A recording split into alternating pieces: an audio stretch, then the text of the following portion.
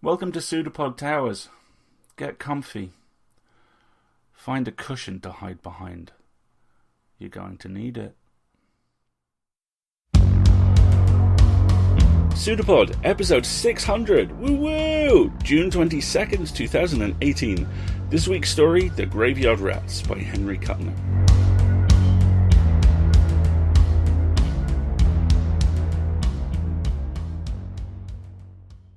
Happy episode 600, folks.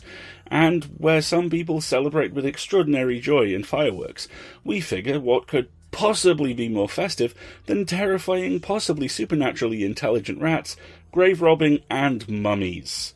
P-A-R-T. Why? Because we were commanded to. Anywho, welcome to episode 600, which comes to us from all-time horror great Henry Kuttner.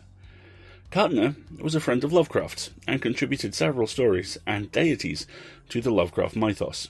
He was known for his literary prose and worked in close collaboration with his wife, C.L. Moore. They met through their association with Lovecraft's fans and friends, and their work together spanned the 1940s and 50s, mostly credited to pseudonyms. If you look for work by Lewis Paget and Lawrence O'Donnell, it's both of them. This next bit is both kind of lovely and very sweet and romantic, and also infuriating. They both freely admitted that they collaborated, at least in part, because he got paid more per page than she did. Same work, different rate. Yeah. Moving aside from that particular sexist trash fire, it's interesting to note that several people have written or said that she wrote 3 stories which were actually published under his name. Clash by Night and The Portal in the Picture Beyond Earth's Gates are 2 which are sometimes attributed to her. Brilliantly as well, Kuttner actually contributed a lot of scripts to the early Green Lantern comics.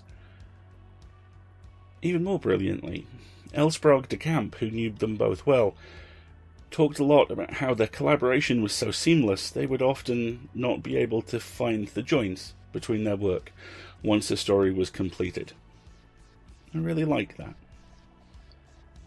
Kuttner was prolific too, as well as his work with Moore and his Lovecraftian work. Some of his most popular work were the Gallagher stories, published under the Paget name.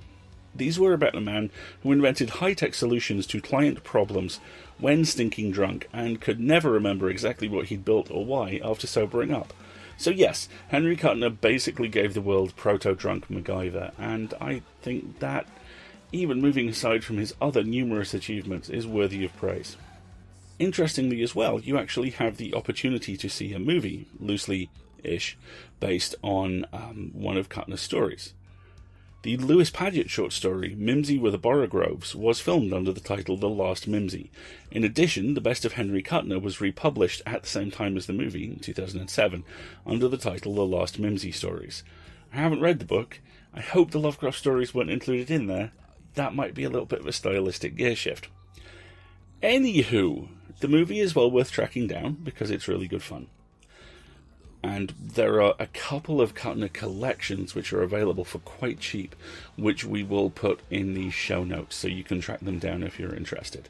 Those of you who are curious about his contributions to the mythos, they include stories such as The Secret of Kralitz, published in Weird Tales, October 1936, The Eater of Souls, Weird Tales, 1937, The Salem Horror, Weird Tales, 1937, The Invaders, Strange Stories, 1939, and The Hunt, Strange Stories, 1939. Kuttner added a few lesser-known deities to the mythos as well, including Lod, Vorvados, and Njogtha. Sean Ramsey suggests that Abigail Prynne, the villain of the Salem Horror, might have been intended by Kuttner to be a descendant of Ludwig Prynne, author of De Vermis Mysteriis, a book that appears in Kuttner's story, The Invaders, because the mythos ties together in those weird, chewy, interesting ways like that. Anyway, that's Henry Kuttner. Our narrator for this week is the fantastic Bob Eccles, and we have a story for you. And if you listen closely, you can hear that the rats are telling you it's true.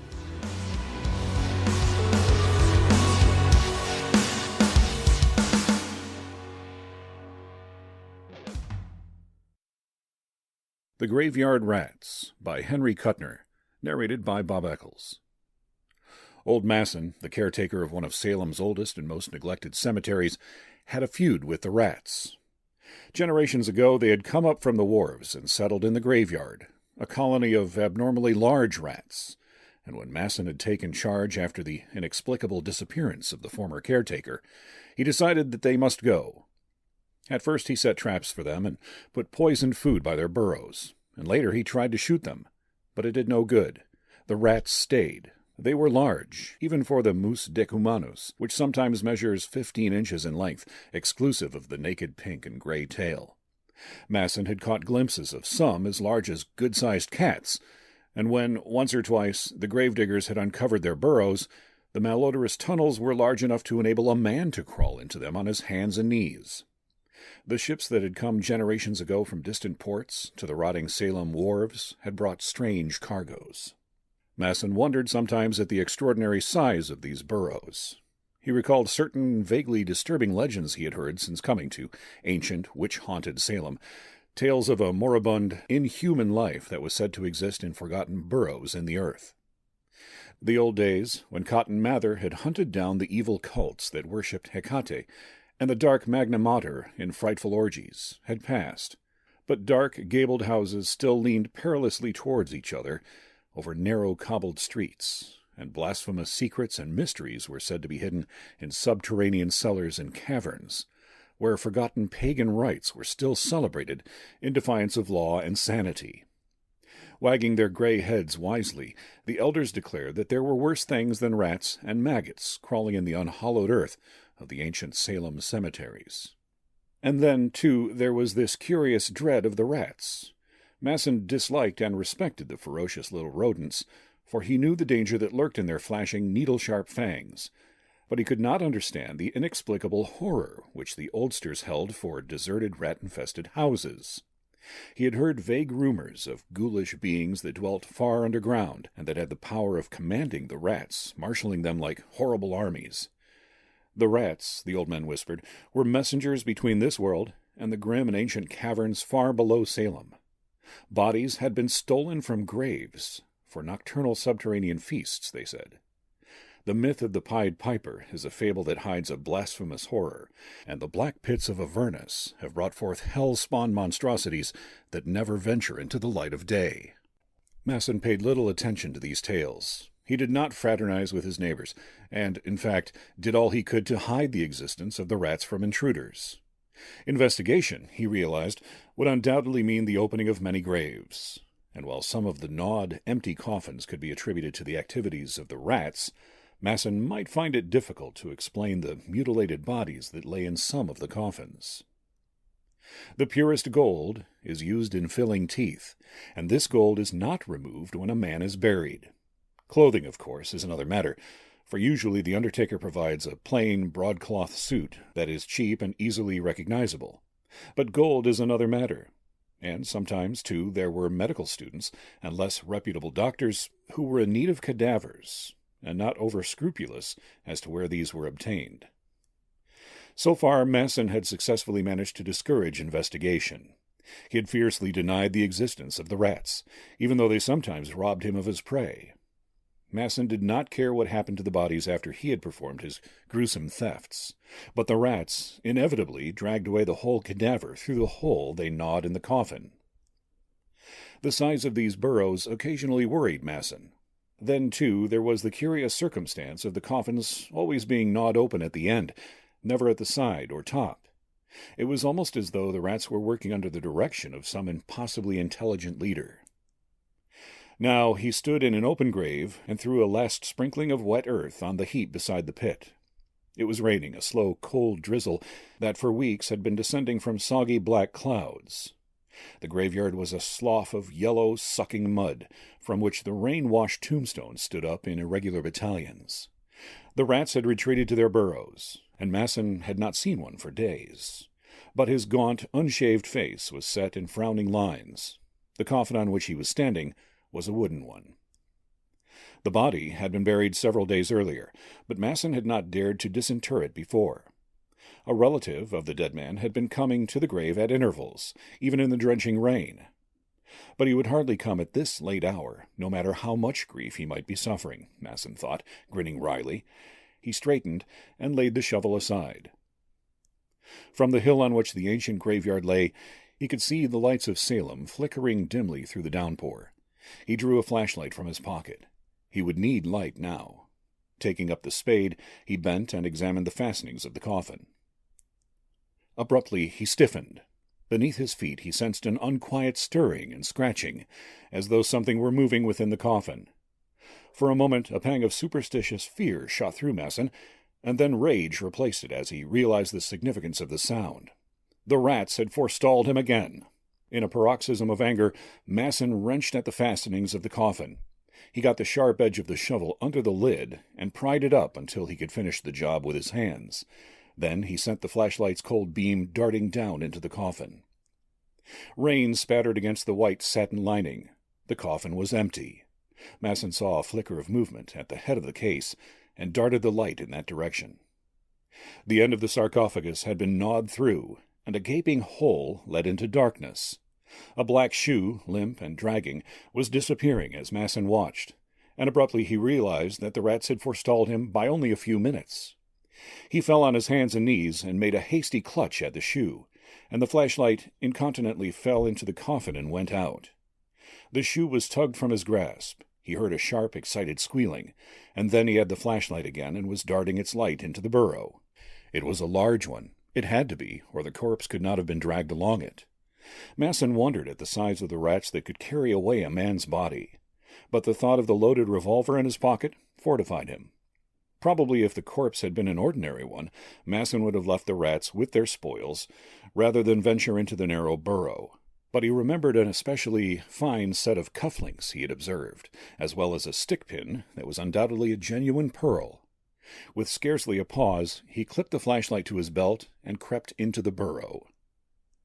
It was a tight fit, but he managed to squeeze himself along. Ahead of him, in the flashlight's glow, he could see the shoes dragging along the wet earth of the bottom of the tunnel.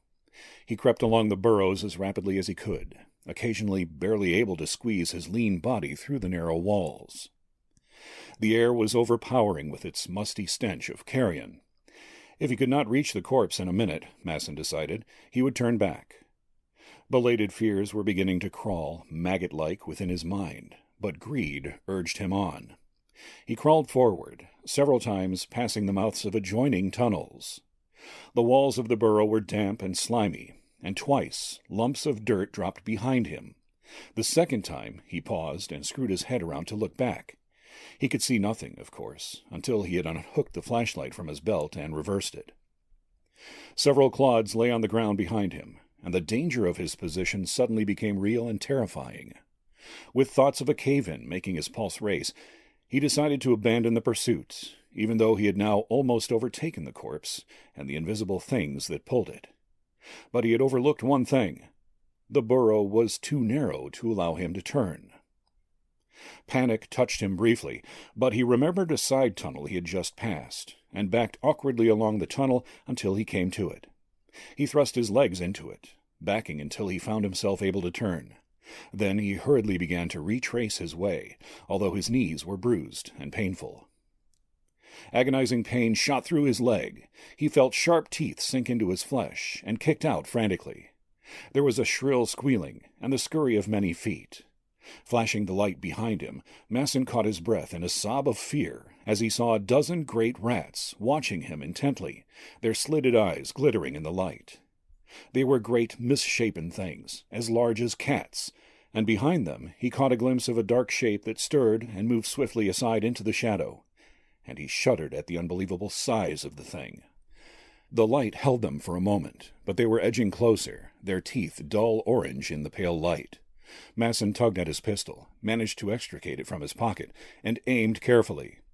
It was an awkward position, and he tried to press his feet into the soggy sides of the burrow so that he should not inadvertently send a bullet into one of them.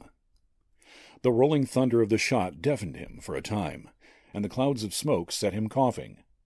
When he could hear again, and the smoke had cleared, he saw that the rats were gone. He put the pistol back and began to creep swiftly along the tunnel. And then, with a scurry and a rush, they were upon him again. They swarmed over his legs, biting and squealing insanely, and Masson shrieked horribly as he snatched for his gun. He fired without aiming, and only luck saved him from blowing a foot off. This time the rats did not retreat so far, but Masson was crawling as swiftly as he could along the burrow, ready to fire again at the first sound of another attack. There was a patter of feet, and he sent the light stabbing behind him. A great gray rat paused and watched him. Its long, ragged whiskers twitched, and its scabrous, naked tail was moving slowly from side to side. Masson shouted, and the rat retreated.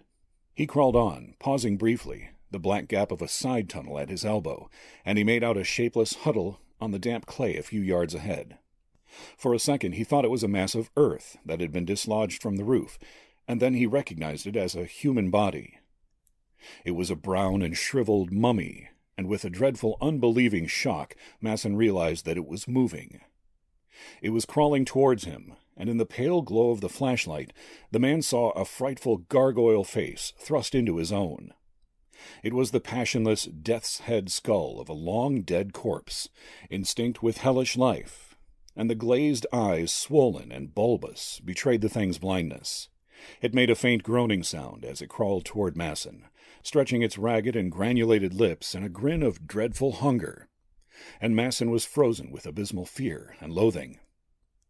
Just before the horror touched him, Masson flung himself frantically into the burrow at his side. He heard a scrambling noise at his heels, and the thing groaned dully as it came after him. Masson, glancing over his shoulder, screamed and propelled himself desperately through the narrow burrow. He crawled along awkwardly, sharp stones cutting his hands and knees. Dirt showered into his eyes, but he dared not pause even for a moment. He scrambled on, gasping, cursing, and praying hysterically. Squealing triumphantly, the rats came at him, horrible hunger in their eyes. Masson almost succumbed to their vicious teeth before he succeeded in beating them off. The passage was narrowing, and in a frenzy of terror he kicked and screamed and fired until the hammer clicked on an empty shell, but he had driven them off. He found himself crawling under a great stone, embedded in the roof, that dug cruelly into his back. It moved a little as his weight struck it, and an idea flashed into Masson's fright-crazed mind. If he could bring down the stone so it blocked the tunnel. The earth was wet and soggy from the rains, and he hunched himself half upright and dug away at the dirt around the stone. The rats were coming closer. He saw their eyes glowing in the reflection of the flashlight's beam.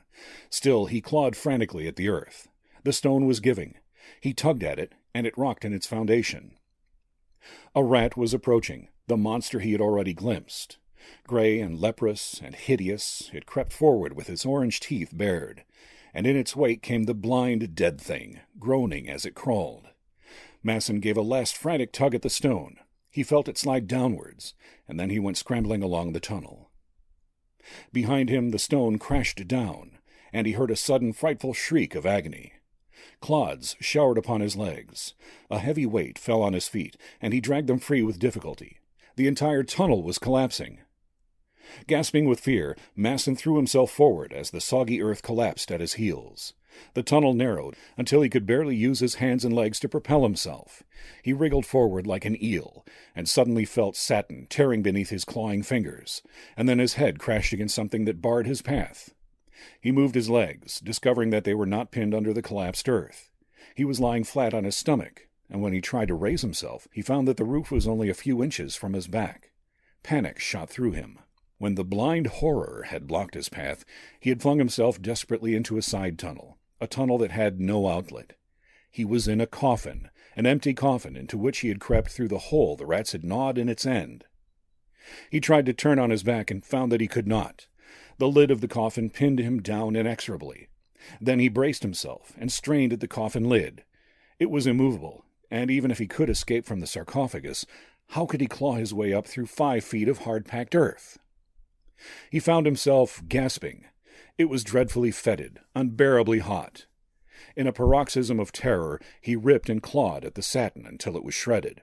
He made a futile attempt to dig with his feet at the earth from the collapsed burrow that blocked his retreat.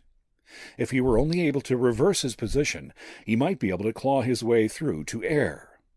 Air. White-hot agony lanced through his breast, throbbed in his eyeballs. His head seemed to be swelling, growing larger and larger. and suddenly he heard the exultant squealing of the rats. He began to scream insanely, but could not drown them out. For a moment he thrashed about hysterically within his narrow prison, and then he was quiet, gasping for air. His eyelids closed, his blackened tongue protruded, and he sank down into the blackness of death, with the mad squealing of the rats dinning in his ears.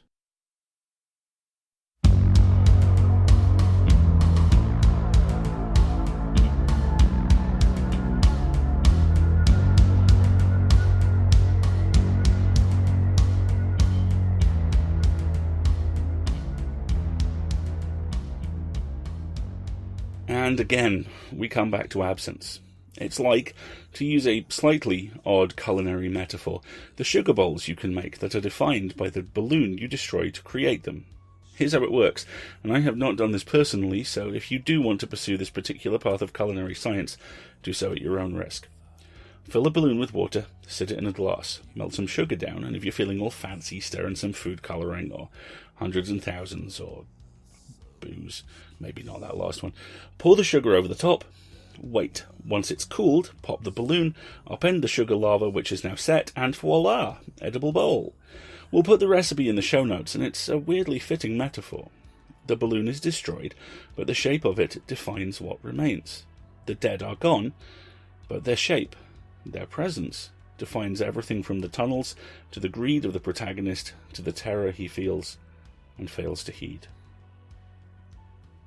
Like I said last week, context is comfort. Without context, all we have is what we see, and the realization that the calls have been coming from inside the house all along. It's all just puzzle pieces, ones that cut our fingers when we try and pick them up. A maze of nothing but blue wires, holy books with the pages ripped out. So we work with what we know.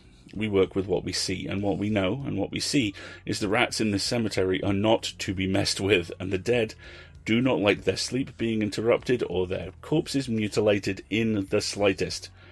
Is it all a night terror? Focused hysteria? Metaphorically expressed guilt? A cloud intelligence between the rats, maybe? The dead, living on in rodent bodies as they're consumed by what will become their very instrument of vengeance? Yeah. No. Probably all of them. Choose which one works for you, and realize that's the beauty of the story. And maybe try not to make eye contact with any rats. You know, just in case. Hi there, everybody. Alasdair here. I need to ask you a favour. I need you to go to the Just Giving page, which we're going to drop in the show notes for this episode, and give anything you can. Leah Moore and John Rappian are a pair of married UK comic book creators. They're also long-term listeners to PseudoPod, and they're deeply, deeply lovely people. And they've had a really lousy time of it recently. I'm going to read you the description on the Just Giving page, because it's the best possible way to sum it up. Leah and John are comic book writers who usually scrape by on caffeine and stress while creating wonderful art. Recently, they have been beset by brutal circumstances.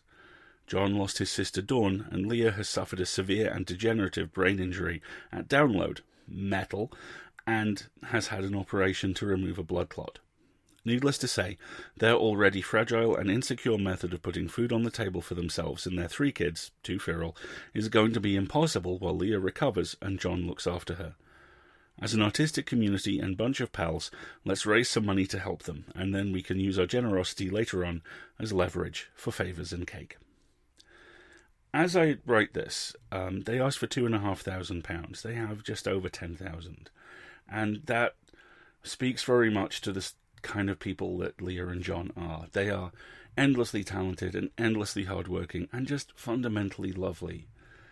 And I'm always kind of leery when it comes to donation calls because of 2 things. I'm acutely aware of the fact that, of the old joke about how creatives only really have £5 and we just pass it around between us. And I'm also acutely aware of the fact that we're donation funded. But these are good people, and they're in a pretty lousy spot at the moment, and if you can help them out, then do please help them out. And if you can't give through the Just Giving page, what we'll do is also drop the Comixology page with all the stuff that they've written that's available there on it, and pick some stuff up there, because they're amazingly talented folks, and that will help too. And Leah and John, if you're listening, as I suspect at least one of you is, rest up, guys. Feel better. We got you. We rely on you for 3 things. They all begin with P. The first is patronage, the second is patreonage, and the third is promotion. Let's get the word I made up out of the way first. We have a Patreon account. If you back us there for $5 a month or higher, you'll get access to all kinds of goodies. And the big one, is our premium content folder. We have generated a lot of premium content over the years. I mean, an extraordinary amount. And we generate more every month. And if you give us that $5 a month, you'll get access to that functionally never-ending stream of extra stuff. There are higher levels too. You get more stuff with them. There's a public activity feed over there, which is always worth checking in if you want to find out what the last story was or what we've been up to. But that $5 level really helps both us and you. Patronage next, which you can do via PayPal, and you can get there via pseudopod.org and clicking on Feed the Pod. There you'll be faced with 2 options: donate, which can be any amount you like, and subscribe, which again, from $5 a month and up, gets you that sweet premium content.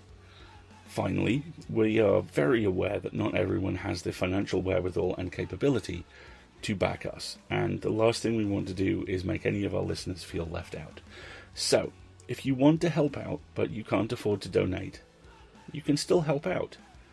Signal boost us, review us on iTunes or Google, request us on Spotify or Stitcher, where we apparently have fallen off recently. If you have a blog, write up an episode. If you'd like to interview one of us, get in touch. Like I say, if you'd liked an episode, tweet about it, LinkedIn about it, Facebook about it, all the social media stuff.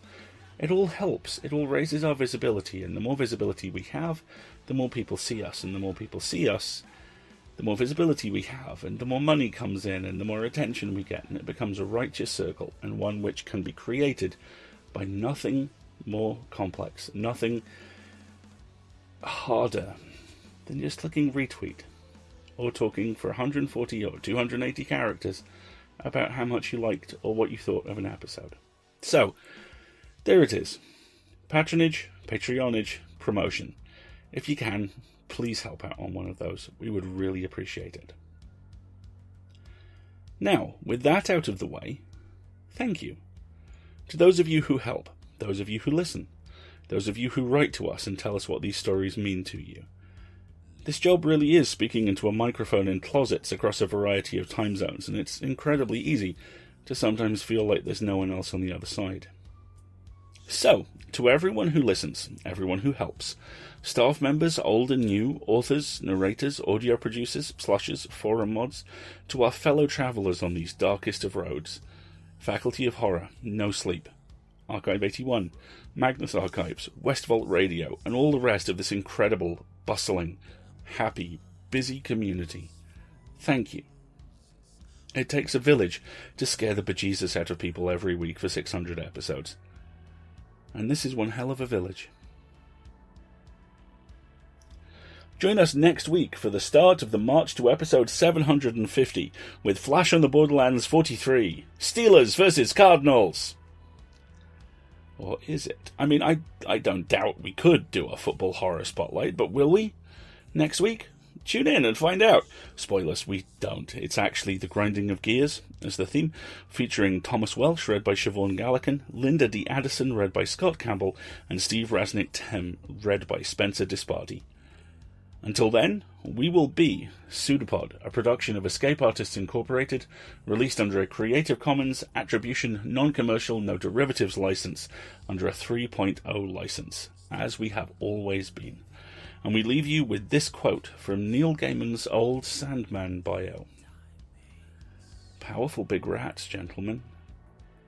Have fun, folks. See you next week.